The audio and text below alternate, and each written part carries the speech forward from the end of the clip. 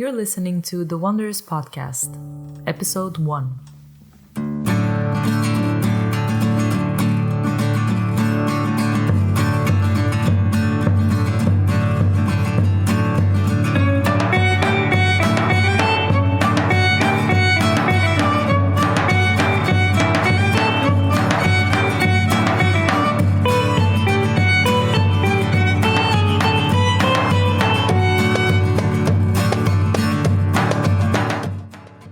Guido Marthi comes from the land of passion, tango, and lots of delicious wine and mate.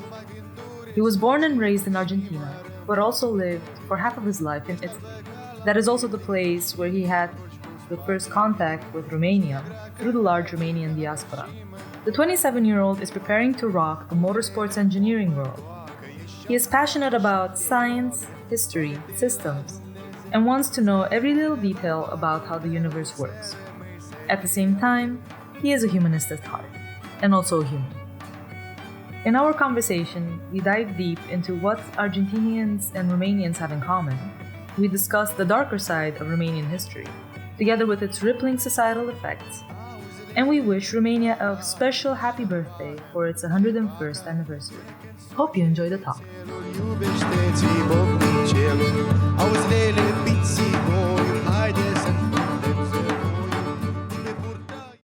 Hello. Salut.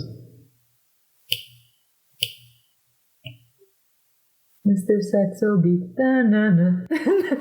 How did we get from Ozone to Alexandra Stan? Because we are contemplating the roots of Romanianness since it's 1st of December. Happy Romania Day! True. Pretty cool. What are we going to do this year for Romania Day? We're obviously launching the podcast. I think that this is a pretty important event on its own, but I don't know. We definitely have some Moldavian friptura planned, which is basically a kind of roast with a lot of garlic, obviously, and with mămăligă, which is polenta, but it's mămăligă. You know, I actually don't like that. I feel it's very weird that you're explaining a concept through another concept and they're both foreign. But I understand that polenta might be a bit more popular than mămăligă, but is it really? Well, the thing is, polenta is the word that has been adopted internationally. In English, how would you call it? Polenta. Corn stew, no. Corn porridge. No. Corn mixture of corn and salt. Corn flour with water and salt, yes. Yum. That sounds great. That's exactly how restaurants are supposed to portray mămăligă. No, but that's please, restaurants, if you do decide to use this very creative way of saying mămăligă, give us some credit, please. Yes, I mean, I'm going to ask you for the copyright. For the trademark, cool. But, no, that's the thing. Mămăligă is actually the Romanian word for it. That's true. And polenta is polenta in English, Spanish, Italian, Dutch. Mămăligă can also have that independence. Thank you very much. Checkmate. Okay. How does it have that independence, though? It can have. Does it have it? Not yet. It's a late bloomer. No, but I mean, of course, polenta or mămăligă, if you want to call it like that, is clearly also very popular in Romania because, of course, it's, one could say, simple food. And especially with the very, very cold winters, you need to do with what you have. So that brings in the polenta, which is corn flour, basically. It is very simple to produce, and you can actually stock it, which is very important. That is true. It's interesting that we started speaking about food so much at the beginning of the podcast. Well, food is actually a very big component of the identity of people and of their culture, because that gives away whether they actually have a culture as well, sometimes. It's also very true. If we're talking about food, you do know that we still have a box of rum chocolates on top of our computer, which is actually a prize that you won last year on the 1st of December when we joined a random Romanian community in the Netherlands. They were organizing a kind of special cultural evening, and at one point, of course, they decided to organize a quiz. And luckily, you got a little bit of help from some locals. Yeah, I mean, I cheated a little bit in that sense because I had the help of the best people. The best locals. Of course, the best locals. And yeah, so that got us home with the rum chocolate, with the Eugenia thing. There were also some other chocolates that I don't remember the name now. I think they were the very typical Christmas chocolates that we used to hang on Christmas trees, and now we just like to eat them for the memory. And there was one little bar as well that was very... I don't remember the name. It's... Făgăraș? Yes. Ah. Yes. I don't remember what it tastes like though. I have a memory of it and I'm like, interesting stuff. A bit cheesy. Yeah, definitely. And of course, we had a 2.5 liter bottle of ciucaș. Refreshing. Man, that was an experience. I did consume it. I made it last 3 days. The good thing is that since it's a plastic bottle, you actually have a cap and you can close it and then it keeps the gas. Interestingly enough, I'm not sure if Romanian consumers of ciucaș would care if it stays fresh for 3 days, because I think it would be gone by, just in a couple of hours. Yes, I know, but I feel like I am not that trained yet to like chug this 2.5 liter of beer from a plastic bottle. Need a bit of training still. Yes, definitely. But I have to say that both the Romtov and the Eugenia have a special price, that weirdest taste kind of thing, you know? Like the Eugenia, I'm like, well, this tastes weird. It tastes a bit chemical. It makes you wonder if it's actually safe to eat. It is the sweet of our childhood. So it's actually something that I used to get, like my mom would package it every time I went to school. So you had the little sandwich, you might have had some fruit, a piece of fruit, but then you always had the Eugenia. Interesting. Which is also my mom's first name. Of course. Is she also chemical? No. This is for another podcast. I don't know if she's chemical, but hey, we can always find out. But the Romtov actually, it looks like chocolate. It acts like chocolate? It acts like chocolate, except that when you bite it, it's like, it is suspicious.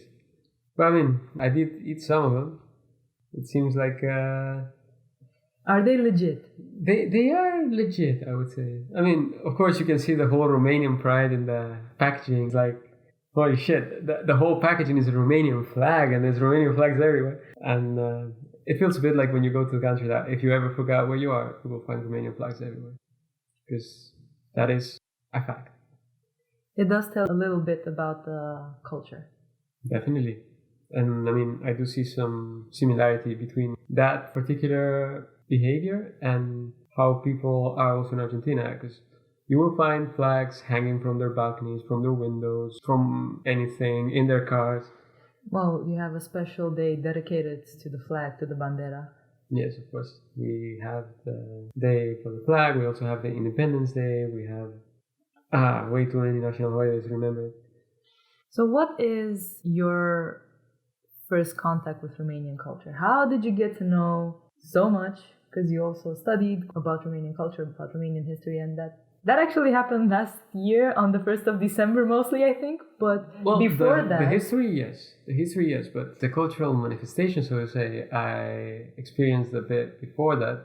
Because, well, when we got together, you did kind of indoctrinate me with the Romanian culture. You just like dropped this pile of content related to Romanian culture in the form of videos, text, articles, explaining to me all about the traditions and everything. And it clearly is a very, very important aspect for the people. You can see that, well, you being a Romanian, I can see that you are very attached to your culture and to your national identity. And I respect that.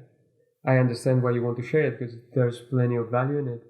So, but well, my first contact with Romania, one could say, was when I was in Italy, because, well, of course, there's a big part of the diaspora that lives in Italy. And when I was in school, I did have contact with Romanians, whether it was like classmates or friends of friends. And on the other hand, you also have the media that we're talking about, the Romanians that would go to Italy for criminal purposes or with the mafia, and of course that doesn't really help you making a good opinion about people nor about the country. It makes you feel like, man, these people, they're all a bunch of criminals. They're coming here just to like stab you and stuff, and if you go to the land, they're just like going to like rob your wallet when you turn your back. Sounds like a medieval jungle, I would say. Something like that, but it's very far from reality. It's very far from reality. Because in the end, Romanians are just people, and just because there's a few bad people, it doesn't mean that all of them are bad. And that is something that I got to experience more and more, especially after I left Italy. I ended up surrounded by a community of internationals, among which also some Romanians. And that really makes you realize, yeah, they're just people. They're just people like us, and most of them are just like trying to get somewhere in life, just like the rest of us. So in the end, they're just human beings. How did you feel about the difference between what was said in the media back in Italy and what you experienced? Was there a difference initially? Did you notice it? Or did the community of Romanians that you met in Italy, or parts of it, let's put it like that, because obviously a community can be formed of many, many people, did they enforce certain ideas or stereotypes that you got from the media? Okay, so to begin with, what the media said was very different to what I experienced. So, for example, the people I met, they were kinder than the average Italian, and that's actually quite interesting because the media really depicts this very negative image of Romanians. On the contrary, they were always ready to help you, and even though they would stick together with other Romanians as if they wanted to retain their culture and everything, they would not exclude you. I also find quite amazing that even though their Italian was not perfect, they would still be able to make their intentions clear. So in the end, nothing of what you saw in the media was actually visible or enforced. They were really nice people. And then you got to visit Romania in 2018, right? For the first time. Yeah. And you went through the country, you visited quite some places, you interacted with different groups of people from the east to the west. I think you just missed the south, but that can be solved next year for sure, especially... Well, we can consider Bucharest for the south, right? Yeah, I was talking more about places like Craiova or Dobrogea as a region, but can be fixed next year. But you did go and visit, you had more of a real contact with the actual culture within the country. So did that influence you on having a better opinion about Romanians? Or that is a difficult question, because for some things it did make me form a better opinion of Romanians, but for some others it actually influenced my opinion in a negative way. First of all, through work, I got in contact with even more Romanians, for example.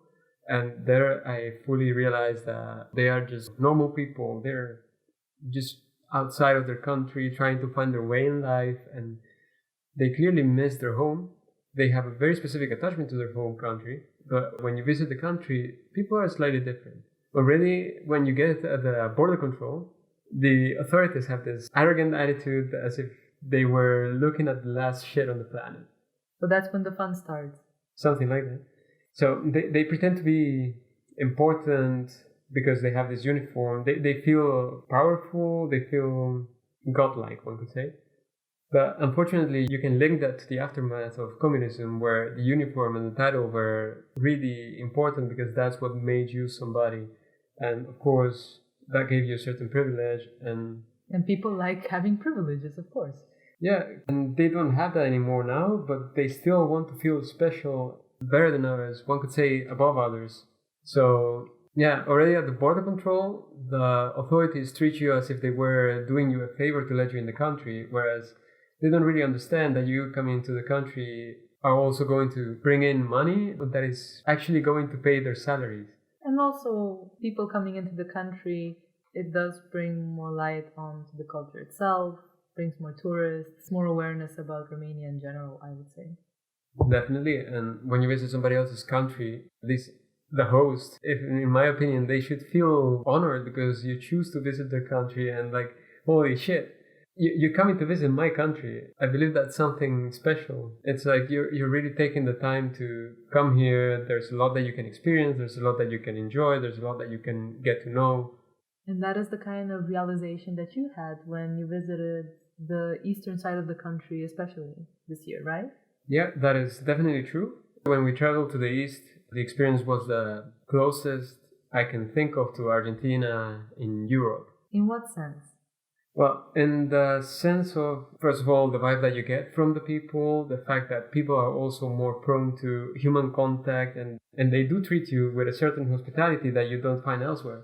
I mean, yes, Italians are very warm people, the Spanish as well, the French as well, the Portuguese as well. But when you meet somebody for the first time, you still shake hands. And in this case, they just hug you, and yeah. They put their favorite beverages on the table for you. Definitely. Whatever that they have in their pantry, whatever food they have. Yeah, they're more okay with the human contact as well, and they take you in the house as if you were one of them, and that's quite common to Latin America too, or at least to Argentina, I would say. This is something that I've noticed as a difference between Europeans in general and Latin Americans. The human contact element does make a difference in the interactions of people.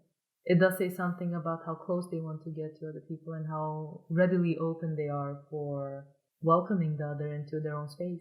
Indeed, when we traveled to Argentina, I really had forgotten about the fact that when you meet somebody, you don't introduce yourself shaking hands. You just kiss on the cheek, and it's clearly a lot more intimate.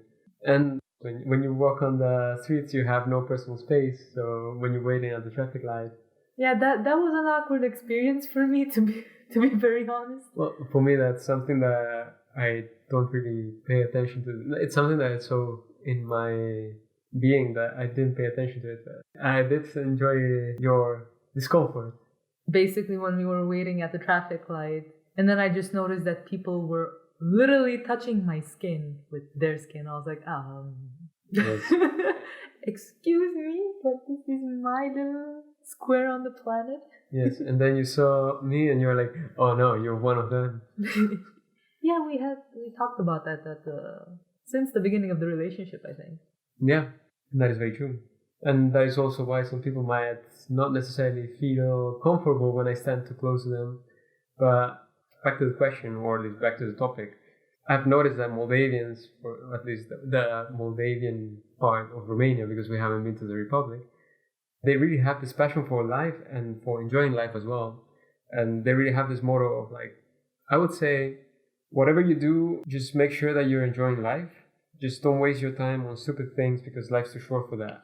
You can definitely see it in the way that they live day by day, and that they don't really make long-term plans. And if you just happen to be around, you can just drop by their houses and they're just going to welcome you with anything, from homemade alcohol, from wines or suika, to food. They're going to cook for you as well. They're gonna be like, okay, just come here, sit at the table, I'm gonna cook something, just grill some stuff, drink something. And then they're actually going to apologize if they feel that they don't have enough to share with you as a guest. That I find that pretty amazing. And this is definitely what happened also when we met some family friends of yours. Well, family friends of my family. Family friends of your family, yes. That they're living in Moldova, in the Vaslui county. And they basically didn't know who I was. When I got introduced to them, they were like, oh, is this the guy? Is this Daniela's guy? Okay, then, hello, welcome. Let's just, they hugged me, they kissed me, and they were like, yeah, just sit at the table, have some wine. They started the interrogation about you. Oh, yeah. Just to get to know if you are a criminal or not. Yeah, but you're immediately one of them. You're part of the family, and that's the thing. They don't know you at all. They have no obligation towards you, and they just welcome you into their homes with such a humble attitude, and they're also very grateful that you're there. They really appreciate the fact that you're sharing your time with them. At the same time, an important difference that I've noticed between Romanians and Argentinians is that even though both people have a certain passion for life, and it gets manifested in very interesting ways during parties and celebrations, Romanians still can be quite fatalistic and have a certain heightened sense of sacrifice for their children, for getting a better future. And in that, they interestingly end up not enjoying life as much as they would. And I feel like that is a big difference between Romanians and Argentinians, who, in the latter case, I feel like even though they have a certain sacrificial spirit, it might not be to the extent or to the detriment of their enjoyment of life. Well, in the case of the sacrificial spirit, I think it's quite common to the both of them in the same intensity. Because if I think of my family, for example, they were doing everything for the children, and there was this kind of attitude. And I have also seen this in different Italian families. So I might actually think that it's common to Latin descending people. Could be the case. But indeed, there's a difference in terms of behavior, because I get the feeling that Argentinians take their time a bit more, as if they were more patient. And they take things with a more relaxed attitude. But then again, that's a cultural difference that I believe comes from the tens of years of oppression in Romania, both in the West and in the East, to be honest. Of the country. Yeah. And I mean, this impatience, this rush to live, you develop because you didn't have the opportunity to do so before. Especially now that it's only 30 years since the fall of communism, it's still going to take a long time to get over it. That's an interesting point of view, because you see, a lot of Romanians feel pretty tired of mentioning communism in this context. A lot of them feel like it's time to move on, or that we have spent enough time blaming communism for our current ordeals. And it's interesting that you bring out a different perspective, that 30 years may not be enough to get rid of all of the negative consequences and aftermath of the system, but it's also not only a political system that has been put in place, it's also a thought system, a way of life that people have to endure for quite some years. So what forms your argument to say that 30 years are not enough? Well, you need to keep in mind that, first of all, communism affected at least 3 generations of people in Romania. It arrived in the 40s, right? So just think of it this way. The communist regime got formed in the 40s, and that means that the generations of 40s, 60s, 80s, and at least the generations of the 40s, 60s, and 60s and 80s got heavily affected by it. And since the regime fell only in 89, it left a very big scar also on the generation of the 90s. So you have 3 to 4 generations that were affected by it. How do you expect to revert the effects of this regime in only 30 years? It's not enough. You cannot fix the damage that has been done in 50 years in only 30 years, and that damage is a lot, because it's 4 generations. It's 4 generations that to this day, some of them are still alive. They're still used to those systems. They're still used to the way that things used to work during the communist regime. So, of course, they don't have any incentive to change. Of course. I mean, this reminds me of some of the discussions that I had with my own grandparents from both my mom and my dad's side. And it's very interesting to see the difference in opinion. Because, for example, on my mother's side, my grandparents were working farmers. They did not enjoy the communist regime at all. Well, on my father's side, my grandparents were agricultural engineers, as far as I understand, and they were both party members. Well, everybody was a party member back then, whether you wanted to or not, but they did see the benefit in having a socialist republic from the perspective of the way that it was organized, the fact that Romania did have a certain production, even though, of course, we can get into the tidbits of why Romania was so productive, and if even Romania was so productive, how those products were used for export and domestic use. Consumption. Thank you. It's interesting to see the difference in opinion, and obviously when you come into 2019 and you hear so many stories about the current economic situation of Romania, and also politically, because I think that is quite the black hole of pride, let's put it like that, because you don't really have much to be proud about in terms of politics. Right now, definitely not. But let's take a step back first, because I can definitely understand both positions of your grandparents, both on your mom's side and on your dad's side. Because that's exactly the 2 phases of communism, I could say. One is the proletarian the people who are actually working the land and everything, and that are producing what will feed people. You're producing stuff and you cannot keep anything. You're working your ass off, and then the Communist Party takes everything and they just leave you the bare minimum that you can use to survive. You cannot keep anything for yourself, otherwise they're going to put you in jail. One thing that I found interesting, by the way, is that on my mom's side, my grandparents are from Transylvania, and in Transylvania, people produce polenta or țuică, so basically an alcohol based on prunes or pears, different kind of fruits, and it was illegal. It was illegal to have your own țuică production. Found that, I mean, I know this might sound bizarre, but for somebody who did not live during those times, because I'm fresh out of the 90s as a generation, it's fascinating that I took things for granted to a certain extent, up until the point where I actually found out, hey, your grandfather was producing this kind of beverage, putting himself and the family in danger because that was illegal. It's very fascinating. Yeah, he still did it. He was still sneaky about it. Clearly, like him, many others. And that is because you cannot constrain people to the extent that they will give up their entire will. And this can also be seen in the Pitești experiment. But we're going to Pitești. Before we get into that, let me first conclude finish the point, because then on the other side, on your dad's grandparents' side, his parents. On your dad's parents' side, they had a different experience with the Communist Party because they were on a different rank, you know.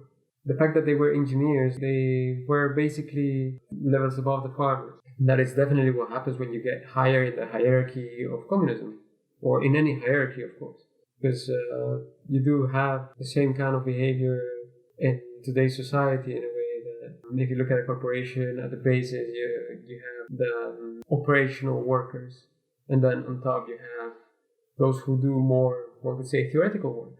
And of course, the higher you are in the ranking or in the hierarchy, the better the benefits are. So I do understand also why a lot of people are saying that everything was so great during the communist period, because after communism fell, there was like all the public work, all the statues or buildings or anything. There was no more maintenance on anything. Nobody did anything anymore there. And clearly because of the free market, in a sense, there was a lot of import-export now, and because of international relations between Romania and other countries. Then what happened is that a lot of companies had to close because it was cheaper or easier to import certain products from other countries. But also their production was not feasible anymore.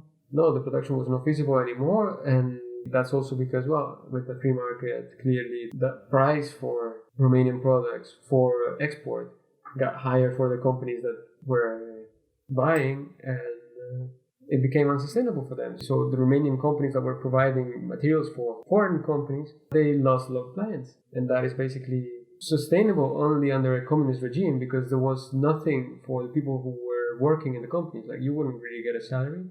You would just get your daily rations of food. You got a bit of money, but it definitely doesn't compare to the buyer power that you have with today's salary. Absolutely not. Yeah, that really impacts the way that your economy works. Because the moment that you're sacrificing your people just to sell stuff to other countries, how is that fair? And how is that sustainable on the long run?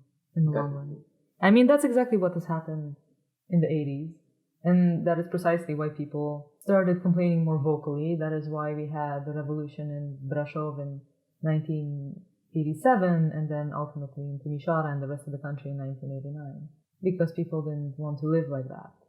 And of course, then you also have the idea of how they live from an ideological perspective, if one can say that, as in they wanted to be free, they wanted to stop living in such an oppressive society where basically everything is cheery and happy and for the Socialist Republic, but actually there's a lot that is not said. There's a lot that is censored. You cannot be yourself, basically. And that you don't actually really brings us to the experiment of Pitești, because unfortunately that is something that happened, and not enough people talk about it. It's exactly like Mr. Solzhenitsyn says in the Gulag Archipelago, that it's the worst thing that ever happened throughout the whole communist regime of the Soviet Union.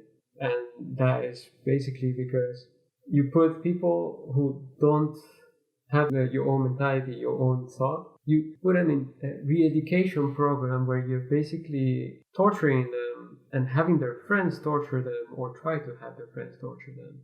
You're trying to break every single bit of their humanity. And of course, the idea of the experiment, well, if one can call it an experiment, was to create the man of the future. That was the point. Yes, the man of the future that was obedient and was completely wiped of any humanity and any freedom of thought. The level to which it got was so extreme that you wouldn't have control over your own life either. So basically, you could barely sleep, and you couldn't even commit suicide because there would be somebody that would be vigilating you 24/7. And when they tortured you, they would torture you to the point that you would just be barely end of life, but then they would just put you back together and then they would start all over again. There were a couple of cases where people tried to commit suicide, even just with... I remember there was one case, sadly, it was in the Pitești prison, but I do not remember the inmate's name, sadly. But he tried to commit suicide eating a needle, and what actually happened is that the needle just came out rusted on the other side, let's put it like that. He didn't even have the freedom to choose whether he lives or not. But yes, and that is exactly the point. You have zero rights and zero humanity left. And yeah, that is exactly what was happening during the communist regime, unfortunately. You didn't have any freedom. The moment that you're sacrificing your people for the sake of a supposedly greater purpose, to the point that you have famine because you want to pay an external debt, which, yeah, of course, great for economic purposes, but who's going to pay for it? It's not you. It's going to be the people who are at the bottom.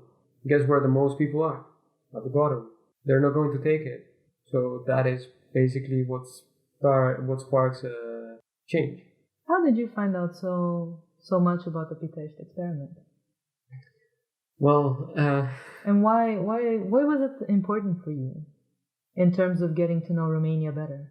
Well, for me it was important for a few reasons, but let's start first on how I found out about it. I found out about it while we were going through all the historical materials of Romania, and well, the idea that such an experiment had happened and that nobody talked about it in schools, for example. Then I studied history, yes, of course, but it feels like the core of all high school history programs is just World War II. What comes afterwards is just left to itself. Nobody talks about more contemporary history, and the thing is, understanding history allows you to understand the present. This being in Italy. Oh, in Italy, yeah. But also, on a more general perspective, everybody seems to focus only on World War II because of the Holocaust, yet nobody talks about the atrocities of communism. And if they do, it's very superficially. So, yes, of course, this is a topic that sparks interest because it's hi, I don't know anything about this, and this is completely fucked up. Why is nobody talking about this? Why is nobody bringing more attention to this problem? Why would it be important to bring more attention to the problem? Well, to the history of the Pitești experiment. Because, well, that would actually help people understand what was actually happening during the communist regime. It would help them understand their history better and themselves and how they got to where they are right now as a people. What kind of enforcement was going on for the sake of limiting the freedom of speech? What kind of behaviors were encouraged, if one could even say it like that? Just as a side note to our listeners, the Pitești experiment was trying to wipe out the thought elite of Romania so that socialists could instead impose their own people and their own way of thinking about anything from art to economics to politics to how you will live your daily life. And you should definitely read up more about it because we will not get much more in depth into what has happened there in this podcast. But indeed, it did shape the later years of Romanian development, I would say. Yeah, absolutely. And you can still see the effect of that today. How? There is a certain culture of obedience in Romania. People very much struggle to contest authority. And you can also see the way that, for example, during our trip to the eastern side of Romania, when we got involved into a small car accident, we needed to call the police or somebody like a police and ambulance to see if everybody was okay and everything. And I don't know how many people called the police. At least two. At least two. Which one was you? Another one was one of the guys from the other cars. And I think that also the driver of the third car called the police and the ambulance because the ambulance arrived. They started checking on the kid that they had in the car. But the police, what did they tell you? Oh, oh, the police just told me to grab the car and go to their police section. Yes, but then you had two cars that could not be driven. They could, one could say, barely be moved in a way because they were really into each other and quite mashed. One of them was leaking coolant. And that was the answer that all the other people got as well. Yes. We will not come, just get the cars to the police section and then we're going to fix it here. Yes. And then you decided to pick up the phone. I decided to pick up the phone, and to the lady from the 112, I told her, look, I want the fucking police right now, here, because there has been a car accident. I want the fucking police to get their ass here, because we cannot move the cars. And then, after 5 minutes of the same discussion, the lady was like, okay, I'm going to talk to the police, and they are saying that you should go there, and I'm like, no, we're not going to move the cars until they get their asses here. So she was like, she was trying to use the excuse that the police couldn't speak English. So she was asking to speak with the lady, aka you. Yeah. And I was like, look, the police wants to speak with the lady. Okay, tell them to get their ass over here with this kind of language. But imposing yourself that way was what was necessary for the police to come. And the way that the police was behaving also after they came. That then they just took all the documents of all the people and they just went away. You needed to guess where they were going. They didn't say why they're taking the documents, where are they taking the documents, where are we supposed to go. Luckily, we asked some locals about where the police section would be, and luckily it was not that far down the road. But once we got there, you get into this very bad looking office in which they do treat you as if you were doing them, as if they were doing you a favor. With their presence. With their presence and with their service. So, to be honest, that situation really explains, or at least it really shows that people don't necessarily question the authority. I mean, that definitely was the case because observing the interactions that you were having with the cops versus the interactions that the other accident participants, if you can call them like that, were getting from the cops. Yeah. With you, okay, they tried to be offensive, or that's what they tried to one-up you every time, like either saying some kind of bad jokes about your Italian nationality or trying to impose themselves as an authority figure, but then you didn't let that slide. That didn't work for me. They closed themselves in their office. They left us with these papers, which they didn't even have at the beginning. Which they didn't have indeed. They left us with these papers, and they were expecting us to just fill them up without necessarily knowing what to fill up in these papers. As if we get into accidents every day, guys. Yes, and as if we know how to do their jobs, besides the fact that, they didn't have any pens or anything to write with. So I just knocked the door, got in without even waiting for them to reply. And I asked them if they had a pen in Romanian. And the cop was like, you need to return it. Here's the pen, but you will need to return it. Here's the pen, but you need to return it. And my instinctive response was like, don't worry. We don't steal. So that made the guy feel a bit self-conscious, I guess. Because then his first response was like, oh, no, we don't steal either. Which I found very ironic because it's like, you're the cops. Yeah, of course. Interesting answer. Yeah. That's all I'm saying.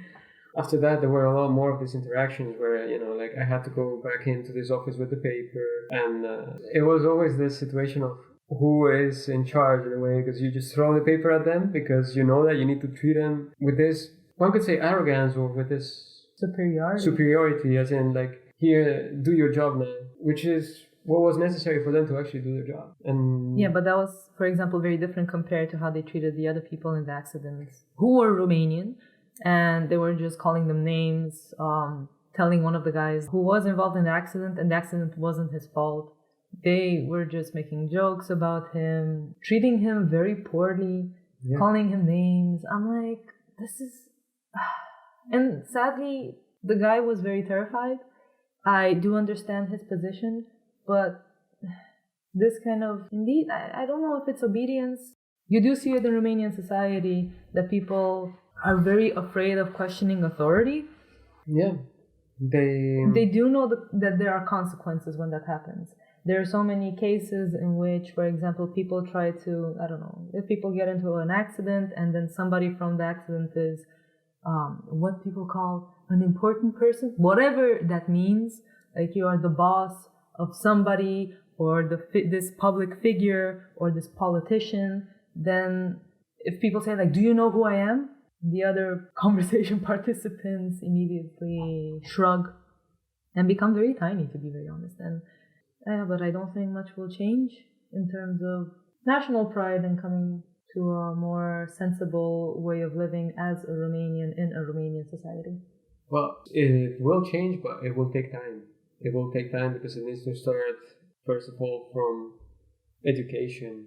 It needs to start from the educational system in the first place, where there is a lot of this bribery that I wasn't really aware of, that you told me about. That was like, what the hell? Why would you bring flowers or presents to a professor? What are we talking about?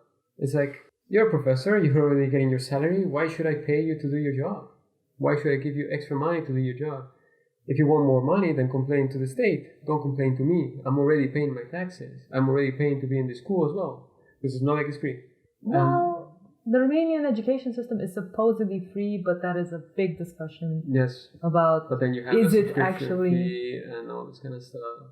And yeah, you need to pay a certain budget for the maintenance of the classroom, although by law that is something that the Romanian state is supposed to take care of. That's why I'm saying it's a big discussion point. Yes, and that is actually where the change needs to start. And already today you can see that there's some young people that are opposing to this, which is very understandable. I mean, they are getting very tired of the way things work in this case, because they don't belong to the generations that were necessarily affected by communism. They don't want to live in the same conditions.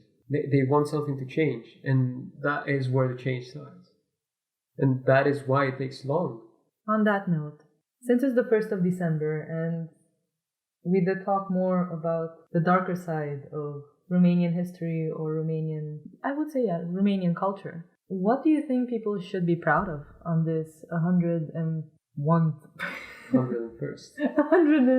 Yeah. On this 101st year of Romanian Union, people should definitely be proud of themselves, first of all, because of what they endured in the last 101 years. Being able to endure so much and to retain their national identity, that is something that is very admirable. No matter how hard they tried with the Socialist Republic or with all the experiments of this world to wipe their identity, they didn't succeed. It really makes it clear that the culture and the roots of the Romanian people are very strong and they are very close to them. I also find very fascinating how they admire their Latin influence. And in what way? Oh, how does that manifest? Well, they love their Latin influence, and you can see it in the language, first of all, because it's the closest you can get to Latin, and I find it amazing. Also, how they became the Romanian people, as in like of Roman descent. The fact that there's the entire citadel of Alba Iulia that is where the Romans had settled, and they are very proud of it. They're very proud of their Roman descent.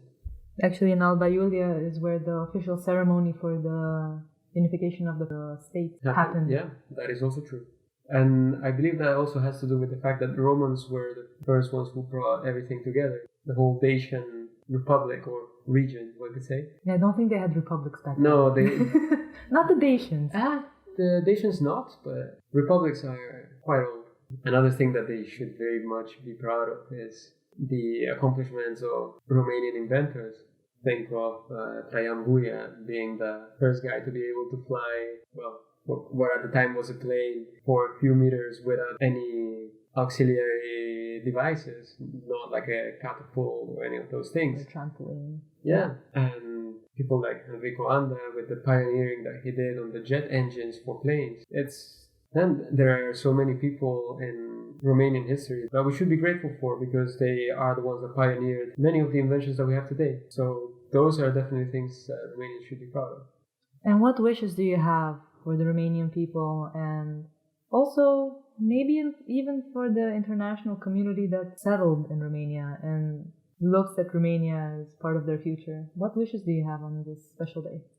Well, my wish for the Romanian people in the first place is to keep their national pride strong, keep their national identity strong, and to actually be proud of being Romanian, because there's plenty of things for which they should be proud, just like the ones that I mentioned. Because, of course, there are good and bad things, but it is who you are and you should accept it. And it's important to be proud of it, because no matter what other people say, it is your land and you can always do your best to make it a better place. And for the internationals, what I can wish for them is to dive deep into what the Romanian culture has to offer, because whether you think about it historically or philosophically or like culturally speaking or even technologically speaking, it's a country that has a lot to offer. I could talk about it for hours. So I believe that also some of these things are strictly related, because technology is also related to food. The way that they were conserving their food or like stocking their food is part of technology. And then you actually see how that links to that nature that surrounds them, or like the weather conditions that they live in. So people dive deep into this culture because it's very interesting. It's super fascinating. I mean, really, I can go on and on. It makes me very excited, honestly. So we'll definitely see you back in Romania. Hopefully for Christmas. Let's see if we can make that happen. Let's see. And I mean, honestly, I find it very interesting that my great-grandfather was Romanian. Well, that's also a very, very interesting link, indeed. Yeah. I never got to meet him, unfortunately. He died some 15 years before I was born. But apparently he was from what is now Timișoara. At the time he was still Timișoara when he was born, because he was under the Austro-Hungarian Empire. And but if you look at the pictures, he definitely looks Romanian. Yeah, he went suspiciously from being a Mihai into becoming a Miguel. Yeah, I don't know if he was Mihai, but for sure in Argentina he became Miguel, which is kind of a weird name for somebody that can be of Romanian/Austro-Hungarian descent. And that is actually something that I would like to research further, and hopefully I will be able to find more information about. So definitely a reason to go back to Romania is to explore the archives of Timișoara. And to dive deep into the culture yourself. Definitely. Cool. Well then, thanks babe for being on the first episode of the podcast. It's a pleasure. I hope that I managed to get people as excited as I was with the whole historical context and all the things that the country has gone through, or at least a little part of the things that the country went through. And that defines the status quo and makes you understand things better, yeah. Putting them into perspective. Of course. And my best suggestion for Romanians is not to feel guilty for who they are or for their history.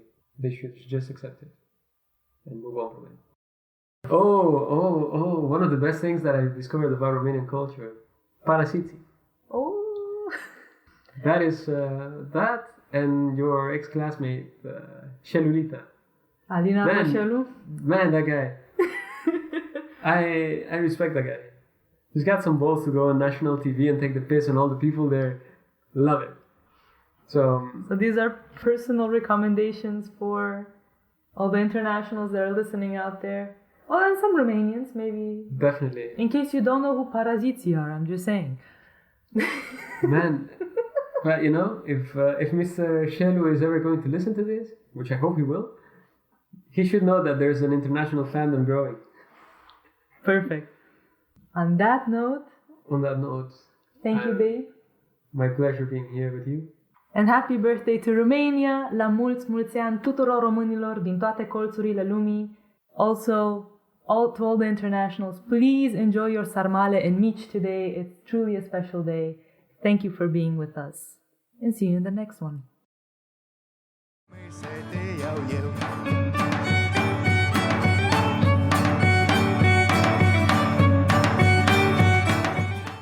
And that's a wrap for the first episode of the Woanderers podcast. Thank you so much for tuning in. Make sure you subscribe to our show to get our latest episodes. This is a baby project, so especially now at the beginning, it needs a lot of love. You can find us on Spotify, iTunes, YouTube, and other platforms, which you can check on our website, www.woanderers.com. That is www.woanderers.com. What a mouthful. But that's where you're gonna find us, and that's also where you can find today's show notes in both English and Romanian. For comments, feedback, or thoughts, head over to our website and leave us a note there on the contact page.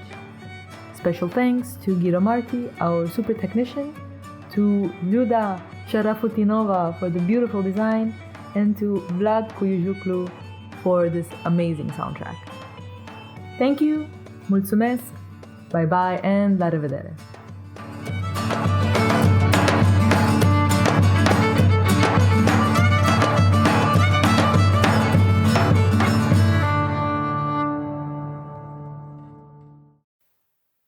See you in the next one.